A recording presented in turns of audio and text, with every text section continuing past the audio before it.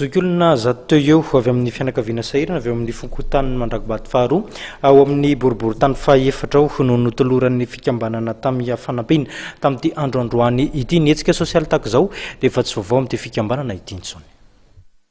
Ny toyan'ny hetsika valomarsa zany dia nanapa-kevitra ny vehivavy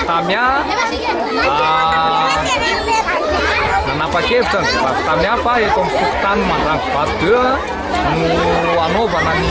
fankalazana ny toyan'ny valomarsa zany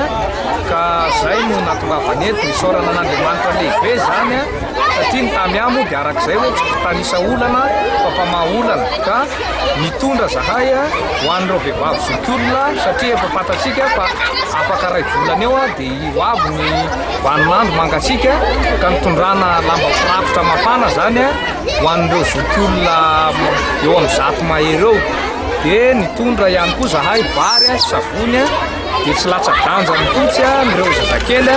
nomena ny anjarany koa izy ireo amin'ny vatomamy sy ny biscuit dia ny tena farany ambony koa izay tsy adino satria ny tamia dia nitory ny filazantsara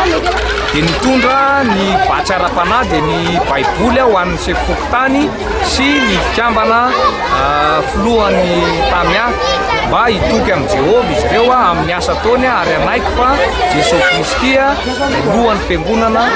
izay manana ny fahefana rehetra satria nofehiny dia niteny eo amin'ny Tesaloniana 2:7-7 izay nivaky hoe nareo rahalahy azaketraka amin'ny asa fanaovana tsofoka. Dia ny fanadidiny ihany koa tompoko lasitoko vavy no anakatonantsika indray ny pejin'ny fampalalana vaovao tamin'ity takarivony zoma ity dia isaorana feno ianao nanaraka izany hatramin'ny farany aza dendry kosa ny manaraka ny toy ny fandarana eto amin'ny fahitalavitra matv ny tena kosa metraka ny volo mandrapitafa ho amin'ny manaraka indray velomatoka.